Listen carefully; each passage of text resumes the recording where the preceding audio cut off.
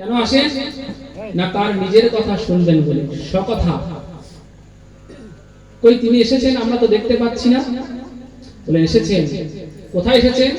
যখনই মনে মনে ভেবেছি যে আজকে কুমোর পাড়ায় হরিকথার আসনে হরিকথা শুনতে যাব, সঙ্গে সঙ্গে ভগবান এসে আমাদের হৃদয় মন্দিরে বসে পড়ছে। দেখুন এই ভগবানকে আনার জন্য কত তপস্যা করতে হয়। যোগী যোগ সাধনা করছেন, জ্ঞানী জ্ঞান সাধনা করছেন, তপস্বী তপস্যা করছেন একবার হৃদয় মাঝে শ্রীহরির সাক্ষাৎকারের জন্য। সেই ভগবানকে অনায়াসে পাওয়া যায় যদি ভাবা হয় আমি একবার হরিকথার আসনে যাব, হরিকথা শুনতে যাব। তাহলে হরিকথার কেমন মহিমা! যত্র যত্র প্রবর্ততে কলৌ ভাগবতী কথা, তত্র তত্র হরির জাতি গৌরীব ভক্ত বৎসল। একটা দুরন্ত গাভী, কোন মতেই তাকে আপনি গোয়ালে ঢোকাতে পারছেন না, খুব লাফাচ্ছে।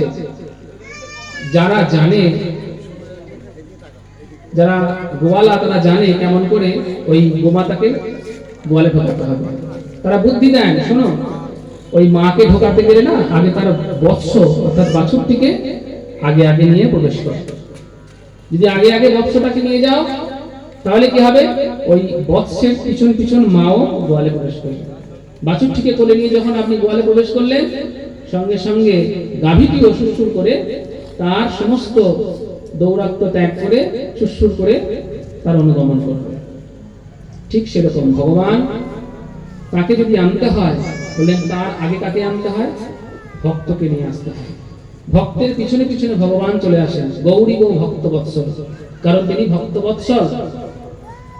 ভক্তের পিছন পিছন তিনি যান, ভক্তের আগে আগে তিনি যান না। ভগবান সবসময় ভক্তের পিছন পিছন যান। কেন তুমি ভক্তের পিছন পিছন যাও গো? ভগবান বলছেন আমি পবিত্র হব বলে। ভগবানের আবার পবিত্র হওয়ার কি প্রয়োজন?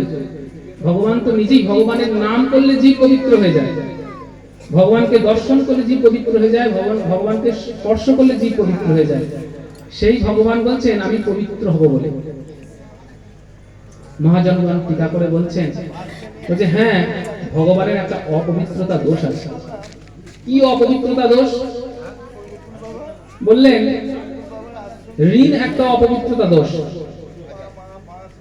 ধরুন আপনি কারোর কাছে ঋণ করেছেন, তো আগেকার দিনে এই নিয়মটি ছিল, পিতামাতা মৃত্যুর আগে বলে যেতেন যে জানিস অমুক বাবুর কাছে আমার এত টাকা ঋণ আছে, আমার শ্রাদ্ধের কাজ করিস না করিস অন্তত এই ঋণটা শোধ করিস।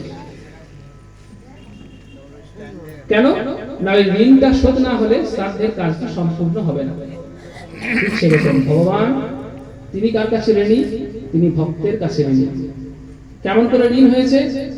ভক্ত যখন নিরবধি তাকে গঙ্গা জল তুলসী দিয়ে ডাকেন, সেই গঙ্গা জল এবং তুলসীর কাছে তিনি ঋণী হয়ে যান। ঋণী হয়ে গিয়েছেন। একটা নয়, দুটো নয়, হাজার হাজার ভক্ত, লক্ষ লক্ষ কোটি কোটি ভক্ত ভগবানকে ডাকছেন গঙ্গা জল তুলসী দিয়ে। সেই সমস্ত গঙ্গা জল তুলসী ভগবানের চরণে পৌঁছে যায়। তাই গঙ্গা জল আর তুলসী আর এমন কি বস্তু যে তার কাছে তোমাকে ঋণী হতে হবে? বললেন জল তুলসী সম নাহি অন্য ধন, তারে আত্মা বেচি করে ঋণের শোধন। ওই গঙ্গা জল আর তুলসীর সমান দ্বিতীয় বস্তু নয়, তাই তার কাছে আত্মবিকৃত হয়ে যায়, আত্মদান করেন। বলে আমি তোমার কাছে চির ঋণী হয়ে গেলাম। কেন এত মূল্য গঙ্গা জলে? ভগবানের চরণ হতেই সেই গঙ্গার আবির্ভাব, আর ভগবানের নয়ন কমল হতে অশ্রুবাড়ি আনন্দাশ্রু রূপে বৃন্দে দেবী তথা তুলসীর আবির্ভাব। এই দুটির তাই মহামূল্য। ভক্ত কিছু পারুক না পারুক, এই গঙ্গা জল তুলসী দিয়ে যখন ভগবানের সেবা করেন, ভগবান সেই তুলসী গঙ্গা জলের কাছে বশীভূত হয়ে যান, ঋণী হয়ে যান।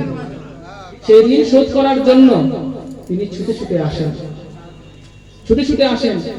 বলেন ওই ঋণ তো আমি শোধ করতে পারবো না। যখন ঋণ শোধ করতে না পারেন, ভগবান কি বলেন? তোমার চরণ ধুলি দাও, তোমার চরণ ধুলি দাও, অর্থাৎ আত্মসমর্পণ করা। আমি তোমার ঋণ শোধ করতে পারলাম না, তার চরণ ধুলি নেন, তাই তার পিছন পিছন যান। মহাজনগণ আরো কত টিকা করেছেন। বললেন ভক্ত তোমাকে চরণ ধুলি দেবে কেন? তুমি চাইলেই তো দেবে না। বলেন আমি চুরি করি, কারণ ভক্ত দেবে না বলি আমি পিছন পিছন যাই, চুরি করি। কেন চুরি করো, কি প্রয়োজন? মহাজনগণ টিকা করে বলছেন, দেখুন ভগবান নিজে শুদ্ধ, ভগবানের নাম শুদ্ধ, ধাম শুদ্ধ, কিন্তু ভগবানের অঙ্গে অনন্ত কোটি ব্রহ্মাণ্ড রয়েছে, সেখানে অনন্ত কোটি জীব রয়েছে। এই যে অনন্ত কোটি ব্রহ্মাণ্ড এবং সেখানে ব্রহ্মাণ্ডবাসী অনন্ত কোটি আমাদের মতো নরকের কীট, যারা পাপে তাপে যাদের সমস্ত বাহ্যাভ্যন্তর পূর্ণ, এই আমাদের মতো অধমাধম জীবকে কৃপা করার জন্য ভগবান কি করেন? ভক্তের চরণ ধরে নিজের অঙ্গে। কি রকম একটা উদাহরণ দিলে বুঝতে পারবেন। গর্ভবতী মা যখন কোনো দেবতার স্থানে যান, ঠাকুরের স্থানে যান, কি করেন? নিজে প্রণাম করেন আর সেইখানকার ধুলে নিয়ে নিজে গর্ভে দেন। কেন? তার গর্ভে তার সন্তান রয়েছে, তার কল্যাণের জন্য। ঠিক সেরকম আমরা তো ভগবানের গর্ভেই রয়েছি, আমরা ভগবানের মধ্যেই বাস করছি। ভগবানের একটা নাম হলো বিষ্ণু। বিষ্ণু মানে ব্যাপ্নতি ইতি বিষ্ণু, যিনি জগৎকে ব্যক্ত করে আছেন। আবার বিশতে ইতি বিষ্ণু, জগতের কণায় কণায় নিজেকে প্রবেশ করিয়েছেন। এমন কোন স্থান নাই যেখানে ভগবান নাই। বলুন তো কোথায় এমন একটা স্থান বলুন তো যেখানে ভগবান নেই? ভগবান সর্বত্র রয়েছে, সর্বত্র রয়েছে। তার প্রমাণ হিরণ্যকশিপু যখন বলছেন তার সন্তান প্রহ্লাদকে, পুত্রতে হরি দৃশ্যতে, আমাদের যে বংশের শত্রু হরি, সেই হরি তোর কোথায় পাওয়া যায় বলতো আমাকে? পুত্রতে হরি দৃশ্যতে। বলেন পিতা, আমার ভগবান সর্বত্র রয়েছে, এমন কোন স্থান নাই যেখানে ভগবান নেই। আচনলে অনিলে চিরণ ভনিলে ভূধর সলিলে গহনে, আছবিত পিলতায় জলদের গায় শশিতারকায় তপনে। ক্ষিতি অফ তেজ বরুদ্গম, সর্বত্র ভগবান রয়েছে, নিজেকে ছড়িয়ে দিয়েছেন, বিস্তার করেছেন।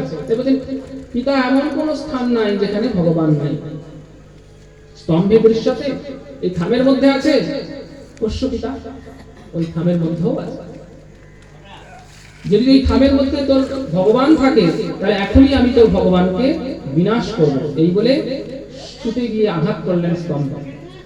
স্তম্ভ চুরমার করে স্তম্ভ থেকে আবির্ভূত হলেন স্ফটিক স্তম্ভেতে প্রকট নরহরি হইয়া যাহার বশ। স্ফটিক স্তম্ভ হতে নরহরি, অর্থাৎ যার অর্ধেকটা মানুষের মতো, অর্ধেকটা পশুর মতো, অর্ধেকটা সিংহ আর অর্ধেকটা মানুষ, নরসিংহ রূপে আবির্ভূত হলেন ভক্ত প্রহ্লাদকে রক্ষা করার জন্য। তাহলে ভগবান দেখুন, এমন কোন স্থান নাই যেখানে ভগবান নেই, সর্বত্র রয়েছে। জলে, স্থলে, অনলে, অনিলে, অন্তরিক্ষে সর্বত্র ভগবান রয়েছে। বিষ্ণুময়ম জগৎ সর্বম। ব্যাপ্নতি ইতি বিষ্ণু, বিশতে ইতি বিষ্ণু। এই যে ভগবান, এই ভগবান হলেন সাক্ষাৎ কৃষ্ণচন্দ্র, ঈশ্বর পরমকৃষ্ণ সচ্চিদানন্দ বিগ্রহ, অনাদির আদি গোবিন্দ, সর্বকারণ কারণ। তিনি ঈশ্বর। জগতে সবাই ঈশ্বর নন, সবাই ভগবান নন। আমরা বিচারে ভুল করি, আমরা সবাইকে ঈশ্বর বলি, সবাইকে ভগবান বলি। যার মধ্যে ঐশ্বী শক্তি আছে, যার মধ্যে ভগবত্তা আছে, তাকেই ভগবান বলে। ভগ অশ্ব ইতি ভগবান। যেমন এই জগতে যার ধন আছে তাকে বলি ধনবান, যার জ্ঞান আছে তাকে বলি জ্ঞানবান, যার বল আছে তাকে বলি বলবান, যার শক্তি আছে তাকে বলি শক্তিমান। ঠিক সেরকম যার ভগ আছে তাকে বলি ভগবান। এই ভগ শব্দটি ভাঙলে কি পাওয়া যায়? ঐশ্বর্য। কি কি ঐশ্বর্য? 6টা ঐশ্বর্য। ঐশ্বর্যস্য সমগ্রস্য বীর্যস্য যশস্য স্ত্রিয় জ্ঞান বৈরাগ্যশ্চৈব সন্ন্যাং ভবতি স্ত্রীত। সমগ্র ঐশ্বর্য, সমগ্র বীর্য, সমগ্র যশ, সমগ্র স্ত্রী, সমগ্র জ্ঞান পরিপূর্ণ রূপে তার মধ্যে আছে, তাই তিনি ভগবান। কেমন ঐশ্বর্য? ঐশ্বর্য শব্দের মধ্যে একটা ঐশ্বর্য কথা আছে। ঐশ্বর্য কেমন ঐশ্বর্য? বললেন ঐশ্বর্য বলতে আমরা টাকা পয়সা বুঝি তো? বললেন না, সেই ঐশ্বর্যের কথা বলছেন না। এখানে ঐশ্বর্য মানে এই জগতের সৃষ্টিকর্তাকে, জগৎ সৃষ্টি করেছেন ব্রহ্মা, এই ব্রহ্মা যার বশীভূত তিনি হলেন সর্বৈশ্বর্যশালী। জগৎটাকে ধ্বংস করে কে? মহাদেব। মহাদেব যার বশীভূত তিনি হলেন সেই ঐশ্বর্যশালী, সর্বৈশ্বর্যশালী। সেটাই তার প্রভাব। এই জগতে আমি কতটুকু প্রভাব বিস্তার করতে পারি? খুব সামান্য। কিন্তু ভগবান কেমন প্রভাব বিস্তার করেছেন দেখুন। জগৎ যিনি সৃষ্টি করেছেন আর জগৎ যিনি ধ্বংস করেন, এই দুটি মূল কাণ্ডারী যিনি, তাদের বশীভূত করে রেখে দিয়েছেন ব্রহ্মা এবং মহাদেব। কি করে বুঝবো? স্বয়ং ব্রহ্মা সে কথা বলছেন ব্রহ্মমোহন লীলায়, সৃজামি তন নিযুক্তং অহং হরৌ হরতি তদ্বশ। ওহে গোবিন্দ, আমি তোমার শক্তিতে সৃষ্টি করি, তুমি শক্তি দাও বলে সেই শক্তিতে আমি সৃষ্টি করি। সৃজামি তন নিযুক্তং অহং হরৌ হরতি তদ্বশ। হর মানে মহাদেব, মহাদেব তোমার শক্তিতেই ধ্বংস লীলা করেন। তুমি যখন বলো যে যাও মহাদেব তুমি যে প্রলয় নিয়ে এসো, মহাদেব তখন প্রলয় নৃত্য নাচেন। তাই আমি ব্রহ্মা এবং মহাদেব তোমার শরণাগত। ব্রহ্মা এবং মহাদেব যার বশীভূত তিনি হলেন সর্বৈশ্বর্যশালী। ঐশ্বর্যস্য সমগ্রস্য বীর্যস্য। কেমন তার বীর্য? 6 দিনের শিশু, এখনো দাঁত বেরোয়নি, হাতে নখ বেরোয়নি, এমন যে 6 দিনের শিশু গোপাল মায়ের অঙ্কে শুয়ে যার দিন কাটছে, স্তন্যপান করে যার দিন কাটছে, সেই গোপালের কে বধ করার জন্য এসেছেন কে? না পুতনা। কংস প্রেরিত একজন রাক্ষসী পাঠিয়েছেন তাকে, যাও কংস বলেছেন 10 দিনের কম বেশি যত শিশু আছে গোকুলে সবাইকে মেরে ফেলে। অন্তরে দুরভিসন্ধি নিয়ে এসেছেন পুতনা, কিন্তু বাইরে লক্ষ্মীর বেশ, একদম লক্ষ্মী প্রতিমা সেজে এসেছেন। এসে বলছেন মাগো তোমার সন্তানকে একবার কোলে দেবে, এমন অপূর্ব সন্তান এর আগে কখনো দেখিনি। সত্যি তো গোবিন্দের রূপ এত সুন্দর, এত মনোকারী, এত মনোগ্রাহী যে সবারই নয়ন মন চুরি করেছেন, গোপীগণের নয়ন মন চুরি করেছেন। তাই তাদের সঙ্গে সঙ্গে পুতনাও বলছে সবার কোলে যখন দিচ্ছ আমার কোলেও একটু দাও। চিনতে পারেনি মা যশোদা, ভেবেছেন বোধহয় গোলক লক্ষ্মী নেমে এসেছেন, গোলক থেকে সাক্ষাৎ লক্ষ্মী দেবী নেমে এসেছেন মানবী রূপে। সে যে দানবী বুঝতে পারেনি, তাই অনায়াসে তার কোলে দিয়েছে। বিশ্বাস করে শিশু পুতনার কোলে হাসি মুখে বিষ খেতে যায়। হাসি মুখে সে কি বিষ খেতে চলে গেল? বিশ্বাস করে দেখুন কি হলো। পুতনা তাকে তার স্তনবৃন্তে কালকূট বিষ মাখিয়ে এনেছে, যে একবার যদি ঠোঁটে স্পর্শ করাতে পারি না সঙ্গে সঙ্গে মৃত্যু হবে। কিন্তু কি হলো গোপালের? ছোট্ট ছোট্ট নরম মাড়ি দিয়ে এমন করে স্তনচূষণ করছেন যে পুতনা বলছে মুঞ্চ মুঞ্চ অলম, ছাড়ো ছাড়ো, আর খেতে হবে না, অনেক খেয়েছো, আর খেতে হবে না। এত ভারী হয়েছে ধরে রাখতে পারছেন না, ছেড়ে দাও ছেড়ে দাও। কৃষ্ণ বলছে ছাড়বো কেন? কৃষ্ণ তোমার হই যদি বলে একবার, ভববন্ধ হইতে কৃষ্ণ তারে করেন পার। আমি চাই বা না চাই, যদি একবার ভগবানের সঙ্গে সম্পর্ক স্থাপন করি, যে যেমন করে হোক, ভালোবেসেই হোক বা অশ্রদ্ধাবশী হোক, কায় মনোবাক্যে যদি ভগবানের সঙ্গে সম্পর্ক স্থাপিত হয়, ভগবানের যেটি কাজ সেটা তিনি করেন। শিশুপাল গাল দিয়েছিল ভগবানকে, মুক্তি পেয়েছিল, সেই ভগবানকে কোলে নিয়েছেন, মুক্তি পাবে না? আজ তার মুক্তির দিন। কি করছেন? পুতনার দেহে যত পাপ তাপ আছে সব হরণ করে নিচ্ছেন ভগবান। সমস্ত কিছু তার মলিনতা হরণ করে নিয়েছেন, হরণ করে নিয়ে তার প্রাণবায়ু পর্যন্ত হরণ করে নিলেন। পুতনা অনেক দূরে গিয়ে পড়েছে, তার বুকের উপর খেলা করছে ছোট্ট গোপাল। গোকুলবাসী ছুটে গিয়েছেন, ছুটে গিয়ে বিরাট দেহ সেই পুতনা কংসের বাগানে গিয়ে পড়েছেন, সেখান থেকে উদ্ধার করে নিয়ে এলেন গোপালকে। এবার অত বড় দেহটিকে সৎকার করতে হবে, তো একবারে তো হবে না সৎকার, তাই টুকরো টুকরো করে কেটে ছোট ছোট চিতা করে সেখানে অন্ত্যেষ্টি হচ্ছে।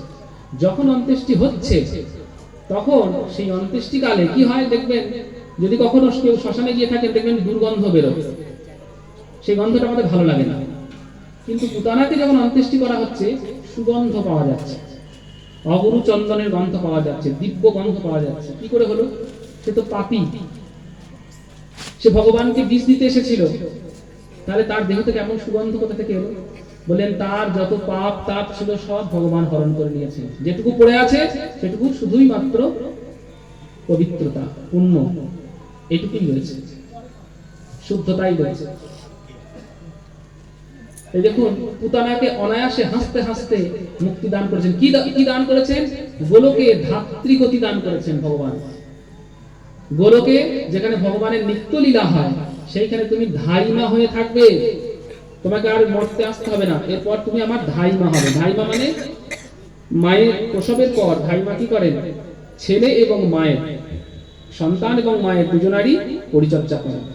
তাকে আরেকটি মায়ের স্থান দেওয়া হয়, তিনি মাতৃবৎ প্রণম্য। সেই ধাই মায়ের গতি দিলেন, ধাত্রীগতি। লেভে ধাত্রুচিতাং গতি কংবা দয়ালু শরণং ব্রজেন। যাকে বিষ দেওয়াতে সেই বিষ দাত্রী পুতানাকে যিনি ধাত্রীগতি দান করলেন, এমন দয়াল আর কে আছে জগতে? এরকম দয়াল ঠাকুর দেখেছেন? দেখেন। আবার ছোট্ট গোপাল যখন আরেকটু বড় হলেন, 7 বছরের শিশু, ব্রজবাসী জনকে রক্ষা করার জন্য যখন প্রলয় এসেছে, ইন্দ্র প্রলয় নিয়ে এসেছেন, রক্ষা করার জন্য গোবর্ধন পাহাড়কে 7 দিন ধরে বাম হাতের কড়ি আঙুলে তুলে ধরে রাখলেন, অনায়াসে হাসতে হাসতে। সবাই মনে করছে এটা বোধহয় কৃষ্ণের শক্তিতে হয়নি। নন্দ বাবার যিনি গুরুদেব আছেন ভাগুরী মুনি, সেই ভাগুরী মুনি মন্ত্র বলেছে, সেই মন্ত্র বলে পাহাড় উঠে গেছে। কিন্তু সেটা তো নয়, সাক্ষাৎ ভগবান কয়েক যোজন বিস্তৃত ওই গোবর্ধনকে বাম হাতের কড়ি আঙুলে তুলে নিয়েছেন, ছাতার মতো আশ্রয় দিয়েছেন ব্রজবাসী জনকে, বলছেন এসো শরণাগত হও। যারা ভগবানের শরণাগত হয়, বললেন তাদের কখনো বিনাশ হয় না। কৌন্তেয় প্রতিজানিহি নমে ভক্ত প্রণশ্যতি। ওহে কুন্তির নন্দন, তুমি জগতে প্রতিজ্ঞা করে বলো, আমার ভক্তের কখনো বিনাশ নাই, বিনাশ নাই, বিনাশ নাই। ভগবানের শরণাগত জন, ভগবানের ভক্ত, তাদের কখনো বিনাশ হয় না। তাই ব্রজবাসীর এতটুকু ক্ষতি হলো না, একটা গাছের পাতা পর্যন্ত পড়লো না। রক্ষা করলেন ভগবান কেমন করে? এমনি করে কত কত লীলা করেছেন। অঘাসুর বধ করেছেন, বকাসুর বধ করেছেন, কালীয় দমন করেছেন, কংসাসুর বধ করেছেন, কত কত লীলা করেছেন লীলা পুরুষোত্তম শ্রীকৃষ্ণ। তার বসন্তকালীন একটি লীলা হলো মেঘাসুর বধ। কি করেছিলেন? এই বসন্তকাল এলেই রাধা গোবিন্দ দোল লীলা করেন, রং পিচকারি নিয়ে একে অপরের দিকে ছুটে যান, একে অপরকে রাঙিয়ে দেন। কারণ বসন্তকাল হলো রাঙিয়ে দেওয়ার ঋতু। আমরা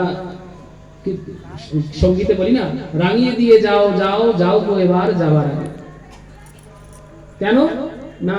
রাধারানী এবং গোবিন্দ একে অপরের অনুরাগ প্রকাশ করবেন, অনুরাগ প্রকাশের কাল হলো এই বসন্তকাল। তাই বসন্তকালকে বলা হয় ঋতুরাজ। ঋতুদের রাজা হলেন তিনি, ঋতুরাজ বসন্তকাল। এই বসন্তকালের জন্য দেখুন আমরা সারা বছর অপেক্ষা করে থাকি, কখন বসন্তকালটা আসবে, কখন বসন্তকালটা আসবে। মানে কি?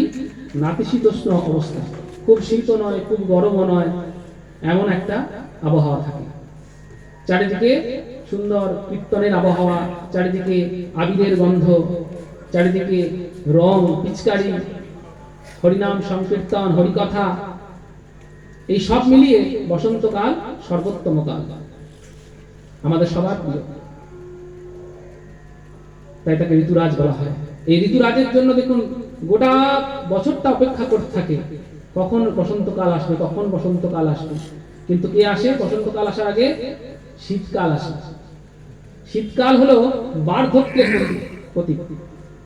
বুড়ো মানুষ যেমন থুত্তুর থুত্তুর করে হাঁটে, ভালো করে চলতে পারে না, লাঠি নিয়ে একটু একটু একটু করে আসে, আবার আস্তে আস্তে আস্তে আস্তে যায়। সামান্য 10 হাত যেতে তার 20 মিনিট সময় লাগে।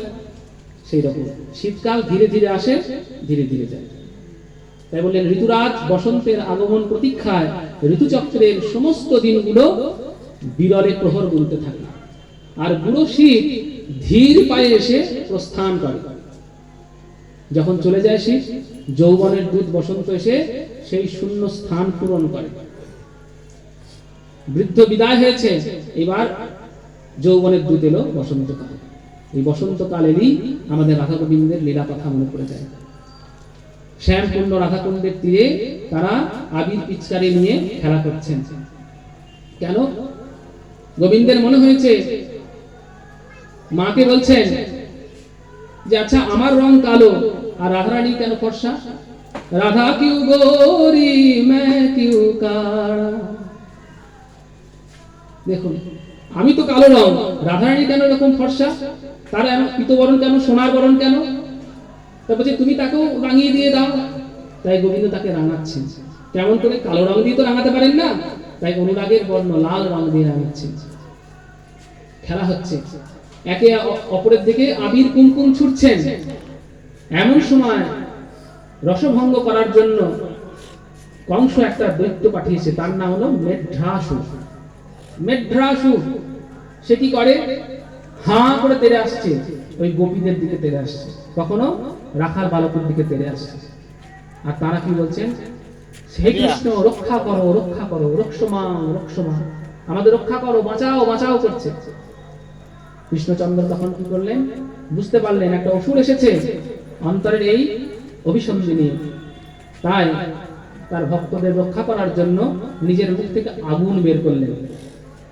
এর আগে ভগবান দুবার আগুন পান করেছেন, দাবানল পান করেছেন। এবার মুখ দিয়ে আগুন বের করলেন অসুরকে বধ করার জন্য। এমন আগুন বের করেছেন ভগবান, অসুর আর যাওয়ার পথ পাচ্ছে না। যেদিকেই যাচ্ছেন সেদিকেই ওই দেখছেন আগুনের গোলা। সেই আগুনে পুড়ে ছাই হয়ে গেল বৃদ্ধাসুর। আরেকটি গল্প শুনিয়েছেন এই প্রসঙ্গে ভাগবত। কি? প্রহ্লাদ, তাকে যখন কোনোভাবেই তার পিতা বধ করতে পারলেন না, তখন হিরণ্যকশিপুর একজন বোন ছিল, তার নাম হোলিকা। এই হোলিকা বললেন, আমি অগ্নিস্তম্ভ বিদ্যা জানি, অর্থাৎ আমি আগুনে প্রবেশ করলেও আমার কিছু ক্ষতি হয় না। তাই আমি আমার ওই ভ্রাতস্পুত্র প্রহ্লাদকে কোলে নিয়ে আগুনে প্রবেশ করব। কেন? প্রহ্লাদকে অস্ত্র দিয়ে হত্যা করার চেষ্টা করা হলো, হলো না, অস্ত্র খান খান হয়ে পড়ে গেল। বিষ খায় মারার চেষ্টা করা হলো, বিষ অমৃত হয়ে গেল। জলে ডুবিয়ে সাগরে ফেলে দিলেন, সেখান থেকে সাগর দেবতা তুলে দিলেন। পাহাড় থেকে ফেলে দিলেন, ধরিত্রীমা করে দিলেন। মত্ত হাতির পায়ের তলায় ফেলে দিলেন, হাতি সুরে করে তাকে পিঠে তুলে নিলেন। বিষধর সাপের কাছে দিলেন, সাপ তাকে পরিক্রমা করে চলে গেল। কোনো মতেই তার মৃত্যু হচ্ছে না। কেন? তার পিতা বলছেন, দেহের একটা অঙ্গ যদি পচে যায়, আমাদের উচিত কি অঙ্গটা কেটে বাদ দিয়ে দেওয়া। আমার বংশে প্রহ্লাদ হলো সেই পচা অঙ্গ। কেন না? যে হরি আমার চির শত্রু, আমার বংশের শত্রু, সেই হরিকে সে ভজনা করে। তাই তার জন্য মৃত্যুই হচ্ছে সর্বোত্তম উপায়। তার মৃত্যু হোক আদেশ দিয়ে দিয়েছেন সমস্ত তার যারা অনুচর রয়েছে, কোনোভাবেই কিন্তু তার মৃত্যু হচ্ছে না। ফুটন্ত তেলের কড়াই দিলেন, তবু মৃত্যু হলো না। দেখুন, হোলিকা আসুর দিয়েছেন শেষে। হোলিকা হিরণ্যকশিপুরের ভগিনী, তিনি বললেন, এসো আমার কোলে এসো। প্রহ্লাদকে কোলে নিয়ে একটা চিতার উপর বসেছেন। তিনি বলছে, এবার আগুন জ্বেলে দাও, চিতায় আগুন লাগিয়ে দাও। প্রহ্লাদ কিন্তু দেখুন এতটুকু বিচলিত হয়নি যে চিতায় আগুন লাগিয়ে দিচ্ছে, আমি পুড়ে যাবো, এই ভয় নেই। কেন? গোবিন্দ পরিরম্ভিত দেহ, সব সময় শ্রীহরিকে স্মরণ করেন। সব সময় আপদে বিপদে সম্পদে সব সময় যারা শ্রীহরিকে স্মরণ করেন তার কখনো বিপদ হয় না। ভগবানকে স্মরণ করলেন, কি হলো? ওই আগুন প্রহ্লাদের অঙ্গ স্পর্শ করলো না, ওই হোলিকাকেই পুড়িয়ে দিল। এই দুটি ঘটনাকে অবলম্বন করে পরবর্তীকালে আমরা কি করি? ন্যাড়া পোড়া করি। এই ফাল্গুন মাসের যে পূর্ণিমা তিথি, দোল পূর্ণিমা তিথি, ঠিক তার আগের দিন আমরা কি করি? ন্যাড়া পোড়া বা চাঁচর। আজ আমাদের ন্যাড়া পোড়া, কাল আমাদের দোল, পূর্ণিমাতে চাঁদ উঠেছে, বল হরি বল, ছন্দ করে বলে না, ঠিক সেই চাঁচর অর্থাৎ চচ্চরি ছন্দের গান। রাধা গোবিন্দের মিলনাত্মক চচ্চরি ছন্দের গান গাইছেন বৃন্দাবনে। রাধা প্যারি সহ খেলো তো নন্দ দুলাল, রাধা প্যারি সহ খেলো তো নন্দ দুলাল। মেঘাসুরকে যখন বধ করলেন, বধ করার পর তাদের আনন্দের সীমা নেই। রাধা গোবিন্দ তারা ফাগু নিয়ে খেলা করছেন, বৃন্দাবনের পথে পথে খেলা করছেন, নিধুবনে নিকুঞ্জবনে খেলা করছেন। নিধুবনে মাধব দোলে বহু রঙ্গে, ব্রজবনিতা ফাগু দেয় শ্যাম অঙ্গে। একে অপরের দিকে এই আবির কুমকুম ছিড়িয়ে দিচ্ছেন। এমন সুন্দর মধুর লীলাও ভগবান করেছেন। যেমন অসুর মারণ করেছেন, তেমনি এই মধুর লীলাও করেছেন। কেন? ভগবানের স্বরূপে যেমন ঐশ্বর্য আছে, স্বরূপে মাধুর্য আছে। কখনো ঐশ্বর্য দেখা দিচ্ছে, কখনো মাধুর্য দেখা দিচ্ছে। ঐশ্বর্য কেমন? যে ঐশ্বর্যের কথা বলতে বসেছি, কেমন ঐশ্বর্য দেখুন। যমুনার তীরে মাটি নিয়ে ঘর তৈরি করছেন ছোট্ট গোপাল এবং তার সঙ্গী শ্রীরাম সুদাম সখাগণ, সব মাটি দিয়ে বালি দিয়ে ঘর তৈরি করছে। যতবার ঘর তৈরি করতে যাচ্ছে গোপাল, ঘরটা ভেঙে যাচ্ছে। মাটির ঘর তো, বালির ঘর তো, ভঙ্গুর ভেঙে যাচ্ছে। যেই ভেঙে যাচ্ছে না, অন্যান্য সকারা সব হাসছে, বলছে ছি ছি গোপাল, গোপাল নিজের ঘর করতে পারে না, এই বলে রাগাচ্ছে। এইবার রাগতে রাগতে রাগটা কিন্তু খুব বেড়ে গেছে। একবার নয়, দুবার নয়, তিনবার নয়, চেষ্টা করলাম, একবারও ঘর তৈরি করতে পারলাম না, এদিকে ওরা সবাই করে ফেললো। রেগে তখন ওই মাটির উপর রাগ করে এক মুঠো মাটি খেয়ে নিয়েছে। যেই খেয়েছে না, সঙ্গে সঙ্গে বলছে কানাই গোপাল মাটি খেয়েছে, গোপাল মাটি খেয়েছে, গোপাল মাটি খেয়েছে। সবাই চিৎকার করছে, সবাই ধরে বেঁধে গোপালকে নিয়ে যাচ্ছে মা যশোদার কাছে। চিৎকার করতে করতে যাচ্ছে। সেই চিৎকার শুনে মা তো ছুটে বেরিয়ে এসেছেন, বোধহয় গোপালের কোনো বিপদ হয়েছে। তাড়াতাড়ি এসে দেখছেন কি না, গোপালকে সবাই ধরে নিয়ে আসছে। কি হলো গোপালের, কি হয়েছে? বলো মা, গোপাল মাটি খেয়েছে। মাটি খেয়েছে? বলে হ্যাঁ, আমরা যমুনা পুরাণে ঘর করছিলাম, সে ঘর করতে করতে গোপাল পারেননি, তখন রেগে মাটি খেয়ে নিয়েছে। গোপাল মাটি খেয়েছো? বলছে না, আমি তো মাটি খাইনি। मैंने ही माखन खायो सुन मैया मोरी, मैंने ही माखन खायो। আমি তো মাটি খাই নাই। খাও নাই? তাহলে যে সুদাম বলছে, সুদাম বলছে, দাম বসুদাম সবাই বলছে তুমি মাটি খেয়েছো। সর্বে মিথ্যা বিশংসিনো, সবাই মিছে কথা বলছে। মিছে কথা বলছে। কেন মিছে কথা বলছে? তুমি আমাকে বকবে, আমাকে শাস্তি দেবে, তখন ওদের খুব আনন্দ হবে, জানো তো, সেই জন্য সব মিথ্যা কথা বলছে। বলছেন আচ্ছা তোমার দাদা বলরাম, সে তো মিথ্যা কথা বলে না। আচ্ছা বলরাম তুমি বলো তো। বলছে হ্যাঁ মা, আমি নিজে চোখে দেখেছি গোপাল মাটি খেয়েছে। দেখো দাদা বলরাম তো তাই বলছে। ও তাহলে ওদের কথাই শুনবে, আমার কথা শুনবে না। ওরাই তোমার আপন হলো, আমি তোমার নিজের সন্তান নই। নয়, তোমার নিজের সন্তান হলে তুমি নিশ্চয়ই বলতে। ঠিক আছে, অত তর্ক বিতর্কের দরকার নেই, তুমি আবার মুখটি খোলো। মুখটি খুললেই তো সব জানা হয়ে যাবে। মুখম ব্যাধি। গোপাল তো দেখছেন খুব অসুবিধায় পড়ে গেলেন, মুখ খুললেই তো সেখানে ধরা পড়ে যাবো, মাটি লেগে আছে। ঠিক আছে দেখো মা, দেখতে যখন চাইছো আমার মুখের মধ্যে কি আছে দেখো। পশ্চিমে অম্ব হাঁ করেছেন, হাঁ করেছেন, মা মুখটা দেখো। হাঁ যেই করেছেন না, কি দেখছেন? মুখের মধ্যে অনন্ত কোটি ব্রহ্মাণ্ডকে দেখছেন। কোটি কোটি ব্রহ্মাণ্ড, একটা ব্রহ্মাণ্ড নয়, দুটো ব্রহ্মাণ্ড নয়, কোটি কোটি ব্রহ্মাণ্ড। তার মধ্যে আমাদের ব্রহ্মাণ্ড, সেইখানে পৃথিবী, তার মধ্যে ভারতবর্ষ, তার মধ্যে বৃন্দাবন, সেইখানে গোকুল, সেইখানে যমুনার তীরে ওই একদম মায়ের সামনে গোপাল হাঁ করে বসে আছে। সেটা গোপালের মুখেই মা দেখছেন, আর দেখতে পারলেন না। ভাবছেন আমি কোথায় ভুল দেখছি, গোপালের মুখে কোনো কিছু রোগ হয়েছে। চোখ বন্ধ করে ফেললেন। যেই চোখ বন্ধ করেছেন, গোপাল ভাবছেন আমার মা বোধহয় ভয় পেয়েছে, নিজের লীলাটি সংকোচ করে নিলেন। আবার যেমনকার তেমন হয়ে গেলেন। দেখুন জ্ঞানী যারা, তারা কি বলেন? ভগবান তার রূপ নাই, তার গুণ নাই, তার লীলা নাই, তার ধাম নাই। কিন্তু ভক্ত জানে তার গুণ আছে, তার লীলা আছে, তার রূপ আছে, তার ধাম আছে। অনন্ত কোটি ব্রহ্মাণ্ড তার মধ্যে রয়েছে। অনন্ত কোটি ব্রহ্মাণ্ড, অনন্ত কোটি ব্রহ্মাণ্ডের অধীশ্বর হলেন শ্রী ভগবান। তাকে বলা হয় লীলা পুরুষোত্তম শ্রীকৃষ্ণ। তিনি সর্বৈশ্বর্যশালী শ্রীকৃষ্ণ। কেমন তার ঐশ্বর্য, কেমন তার বীর্য! দেখুন হাসতে হাসতে অঘাসুর, বকাসুর, পুতানা আদি অসুরকে বধ করেছেন, হাতে কোনো অস্ত্র নাই। ঐশ্বর্যস্য, সমগ্রস্য, বীর্যস্য, যশস্ত্রীয়, কেমন তার যশ? যশ কাকে বলে? যশ মানে সুনাম। এই জগতে ভালো কাজ করলেই সুনাম হয়। ভালো কাজ করলে দেখবেন অনেক রাজনৈতিক নেতা বলুন বা অনেক ধনী ব্যক্তি বলুন, তারা কি করেন? অনেক সময় তারা দান করেন। যেমন শীতকালে কম্বল দান করেন, পুজোর সময় তারা বস্ত্র দান করেন, যারা থাকতে পারছে না তাদের জন্য ঘর দান করে। এতে কি হয়? এতে তাদের সুনাম হয়। এই সুনামটা কতদিন থাকে? যতদিন এই দেহটা আছে। দেহটা যখন থাকে না, সুনামটাও থাকে না। দেহের সঙ্গে সঙ্গে মানুষ তাকেও ভুলে যায়, তার নামকেও ভুলে যায়। কারণ সে যে উপকারটা করছে, সেই উপকারটা দেহের উপকার করছে। জীব দেহের উপকার করছে, দেহের উপকার করতে পারছে না। ধরুন যে খেতে পাচ্ছে না, তাকে খাবার দিচ্ছে, অর্থাৎ তার দেহটা লাগছে খাবারটা। যে করার বসন নাই, তাকে বসন করছে, মানে তার দেহাবরণ হচ্ছে, দেহের কল্যাণ হচ্ছে। যার থাকার জায়গা নেই, তাকে থাকার ব্যবস্থা করছে, দেহের কল্যাণ হচ্ছে। কিন্তু জীব, দেহ তো জীবের পরিচয় নয়। জীবের পরিচয় হয় মৃত্যু কৃষ্ণ দাস, সে জীবাত্মা। জীবাত্মাই জীবের স্বরূপ।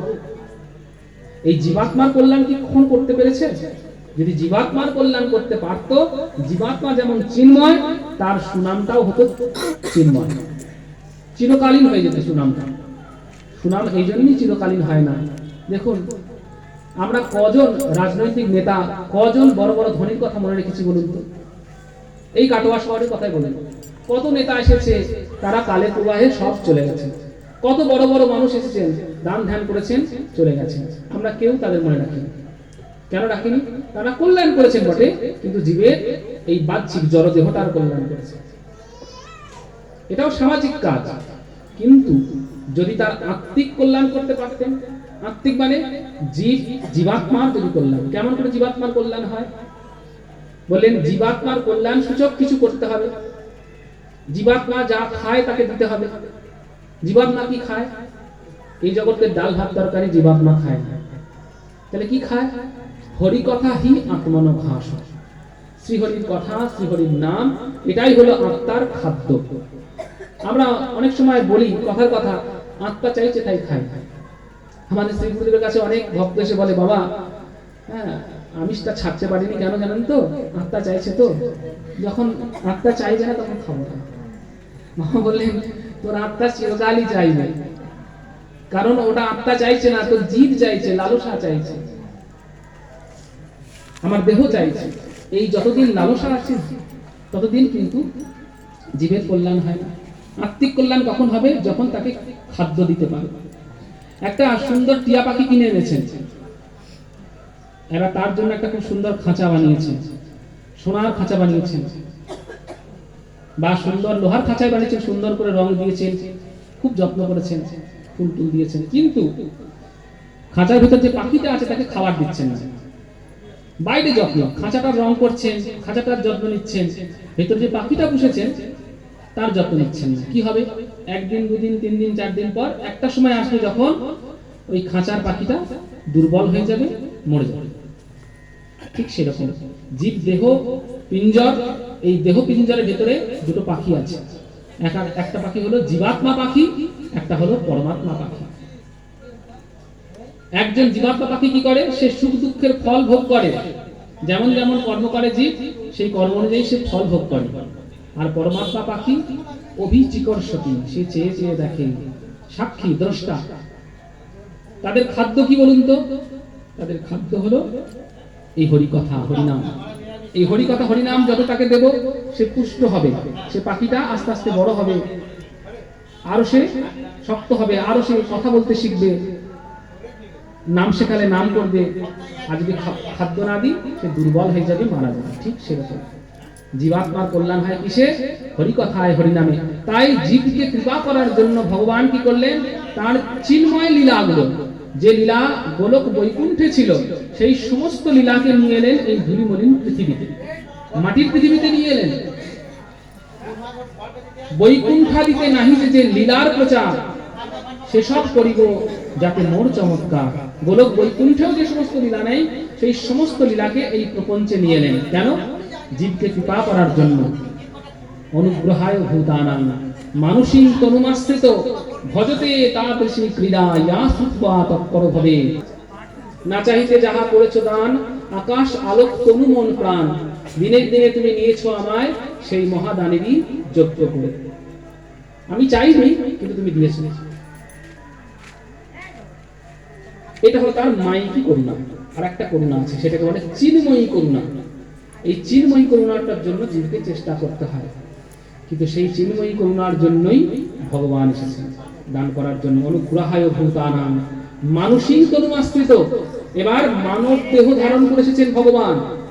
মানব দেহ, এর আগে এসেছিলেন মৎস্য কুর্ম বরাহ নৃসিংহ রূপে এসেছিলেন, কিন্তু আনন্দ হয়নি, খেলাটা জমেনি, ভক্তের সঙ্গে ভগবানের খেলাটা জমেনি।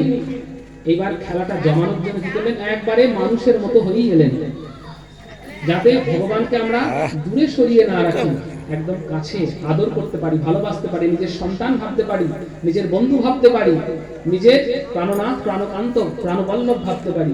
সেই জন্য একদম আমাদের মতোই ভগবান সেজে এলেন। ভগবান মানুষ নন, কিন্তু মানুষের মতো সেজে এলেন। কৃষ্ণে যতক লীলা সর্বোত্তম নরলীলা, নরবপু তাহার স্বরূপ। গোপবেশ বেণুকর নবকিশোর নটবর, নরলীলা হয় অনুরূপ। কৃষ্ণের যতক খেলা সর্বোত্তম নরলীলা, নরবপু তাহারও স্বরূপ। ভগবানের স্বরূপটা কেমন? গোলকে বৈকুণ্ঠে কেমন রয়েছেন? গোলকে দ্বিভুজ মুরলীধর, এটাই তার রূপ।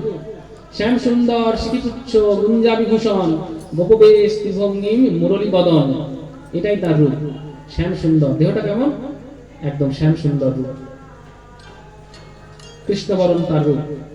শিখিপুচ্ছ, মাথায় ময়ূরের পাখা, আর গুঞ্জা বিভূষণ, গলায় 5 ফুলের গাথা বনমালা। গোপবেশ ত্রিভঙ্গি মুরলী বদন, কেমন? গোপবেশ, অন্তরে বেশটা কেমন? গোয়ালার ছেলের মতো তার পরিচ্ছদ। ত্রিভঙ্গি, দেহটা 3টে অঙ্গ বাঁকা, চরণ বাঁকা, কোটি বাঁকা, গ্রীবা বাঁকা। মুরলী বদন, সবসময় হাতে মোহন মুরলী আছে। শ্যাম সুন্দর শিখিপুচ্ছ গুঞ্জা বিভূষণ, গোপবেশ ত্রিভঙ্গি মুরলী বদন, একদম নর্তকের মতো দেহ। এটি তার স্বরূপ। সেই স্বরূপটি নিয়ে এলেন এই ধুলিমলিন পৃথিবীতে, মাটির পৃথিবীতে। কেন? জীবকে কৃপা করার জন্য। যেই ভগবানকে যারা দর্শন করলেন, সেই ভগবানের লীলা যারা দর্শন করলেন, যারা স্পর্শ করলেন ভগবানকে, তারা মুক্তি পেয়ে গেল। আর যারা স্পর্শ করতে পারলেন না, দর্শন করতে পারলেন না, তাদের জন্য রেখে গেলেন সেই লীলা কথা, ভগবানের দিব্য লীলা কথা। সেটা কি হবে বলে? সেটাও সমান পবিত্র, সেটা একইভাবে জীবকে মুক্তি দান করবে, প্রেম ভক্তি দান করবে, জীবের স্বরূপ জাগিয়ে দেবে। জীব যে নিত্যকালের কৃষ্ণ দাস, সেটা সে বুঝতে পারবে কৃষ্ণ কথা শুনতে শুনতে শুনতে শুনতে। তাহলে জীব মুক্তি পাবে। এই দেহ পিঞ্জর থেকে সে কোথায় যাবে? এই জড় দেহ ছেড়ে সে অকৃত শরীর পাবে, ভাগবতী তনু লাভ করবে, এবং সেই অকৃত শরীরে ভাগবতী তনু লাভ করে সে রাধা গোবিন্দের যুগল সেবা পেয়ে যাবে, নিবিত নিকুঞ্জে প্রবেশাধিকার পাবে গুরুদেবের আনুগত্যে। তাহলে কত কল্যাণ করেছে বলুন তো ভগবান তার লীলাগুলিকে নিয়ে। কৃষ্ণ নব জলধর জগৎ শস্যের ওপর, বরিশালে লীলামৃত ধার। জগৎবাসী হলো শস্য। ধরুন ধান লাগিয়েছেন, কিন্তু যদি জল না দেন কি হবে? ধান গাছ মরে যাবে। ঠিক সেরকম কৃষ্ণ নব জলধর, তিনি নব জলধর মেঘের মতো, জগৎ শস্যের ওপর, বরিশালে লীলামৃত ধার। তার লীলামৃত বর্ষণ করছেন, যাতে সেই লীলা রূপ জলে পরিপুষ্ট হতে পারে জীব। তাহলে সমগ্র যশের অধিকারী শ্রী ভগবান। ঐশ্বর্যস্য সমগ্রস্য বীর্যস্য যশস্য স্ত্রীয়। স্ত্রী মানে সম্পদ। এই জগতের সম্পদের অধিষ্ঠাত্রী দেবীকে লক্ষ্মী ঠাকুর। একটা নয়, দুটি নয়, কোটি কোটি লক্ষ্মী কার চরণ সেবা করেন? রাধারানীর চরণ সেবা করেন। সেই রাধারানী কার ঘরণী? গোবিন্দের ঘরণী। মা শব্দের অর্থ লক্ষ্মী, ভগবানের স্বামী। মাধব কথার অর্থ হলো যিনি লক্ষ্মীপতি। সেই গোবিন্দ তার কোনো কিছুর অভাব নেই। আমরা ধনদাত্রী লক্ষ্মীর সেবা পূজা করি কেন? যাতে আমাদের ঘরে লক্ষ্মী অচলা হয়, আমাদের যেন অনেক টাকা পয়সা হয়, অর্থবিত্ত যশ হয়, সম্পদ হয়, সেজন্য আমরা লক্ষ্মী দেবীর সেবা করি।